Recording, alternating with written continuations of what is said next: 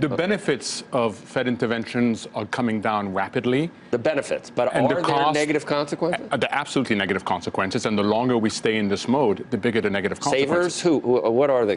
We are distorting markets. We are making people do things that I think over the long term, we and they are going to regret. You mean like bubbles in the stock market? So to go back, I don't think this is anymore a Trump trade. If you look at the internals, if you look at the spread between the US and Germany, if you look at the dollar, this is no longer a Trump trade. This is somewhere between a reflation trade, but much more importantly, a liquidity trade. This is a liquidity-driven market. The hope is that we hand off to a reflation market. That is the hope. It's been a hope for 5 years. You talked about that like 5 years ago. I have, right? and I think we have underestimated, and I have underestimated, the strength of the liquidity injections, not just from the Fed, but I think the increase in inequality has meant that there's been less consumption and more investing in the market. And the profit share is so high that the markets put that money back that the companies put that money back into the marketplace. So this is more, so far, more a liquidity trade than it is a reflation trade. Mohamed, we had Ben Bernanke here maybe 3 or 4 weeks ago and asked him at the time if the inequality situation in America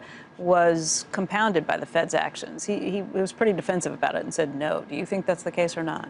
So I would be defensive too if I were him. Yes, it is the case. When you use the asset channel, when you boost asset prices in order to promote growth, because that's the only tool available to the Fed, who owns the assets?